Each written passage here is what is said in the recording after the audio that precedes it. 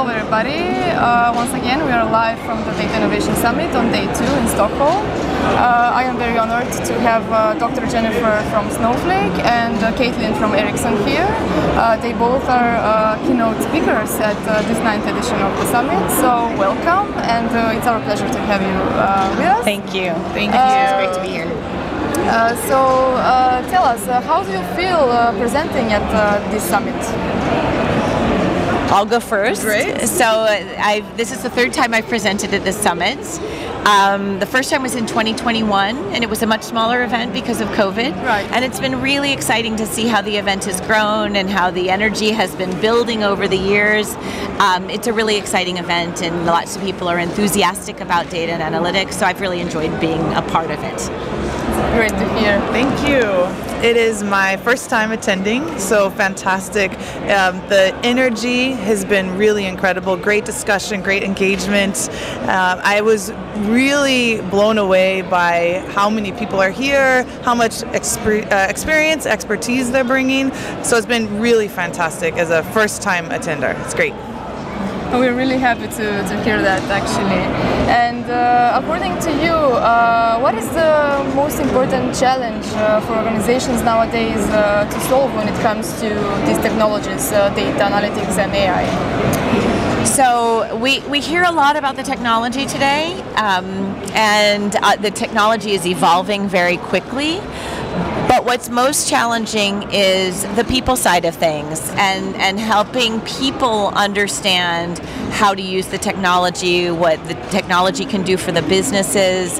And so I would say it's about the change management within organizations. It's about educating people. It's about putting the right processes in place and building the organizational cultures. And it's important not to think just about your data experts or your decision makers, but really think about everybody within an organization, because regardless of where you are in the organization, you touch data in some ways, even if you don't think you do. And that's one of the things that the research has shown, is that even people who think, oh, I'm not a data person, they actually, they might be capturing data in some way. They're probably responsible or have a role in protecting data in some way. So it's important to start building evangelizing, educating people about data, and building that data culture, that data and analytics and AI culture, really from the bottom up. Well said.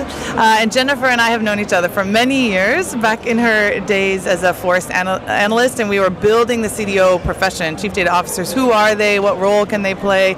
And we have a shared perspective around the culture and the stakeholder management, change management. In my talk earlier, I mentioned some key tenets of Chief Data Office playbook and how you build the teams, and there's the data, technology, business process transformation, but it's the organizational considerations. How are you building data literacy? Within Ericsson, we have a lot of our employees who have taken training, they're applying it in their day-to-day jobs, so we want to make that accessible to everyone, because really at the end of the day, data is a shared responsibility for everyone across an organization. Thank you for your insights, really.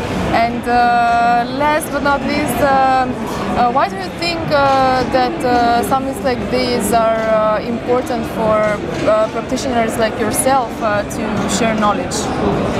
So it's important because, as I said, the technology is changing, the practices around how to use the technology, those are changing as well. And so it's important for people to share knowledge, because people have different experiences. You've tried something, you know how it works or doesn't work. You can share those experiences with others, and everybody can help each other.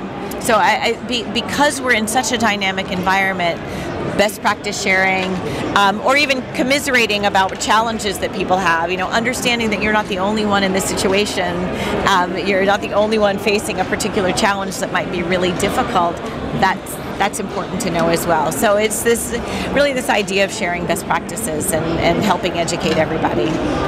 Thank you. In that, I would say echoes a lot of the discussions I've had on site, the peer-to-peer practitioner best practices sharing, where some organization may be farther along with respect to setting up a data governance organization, data domain community, but maybe they're still figuring out how to push data products out and really democratize data, and others are vice versa. So learning how to do risk analysis of some of the new technologies is a particular area of interest, and how can we really assess the risk, figure out what the appetite is for business to move forward, and make sure we're learning from each other and some of those best practices. So it's been a great opportunity to have a lot of those peer-to-peer practitioner discussions. Thank you very much to both of you. Thank you. Thanks for having us.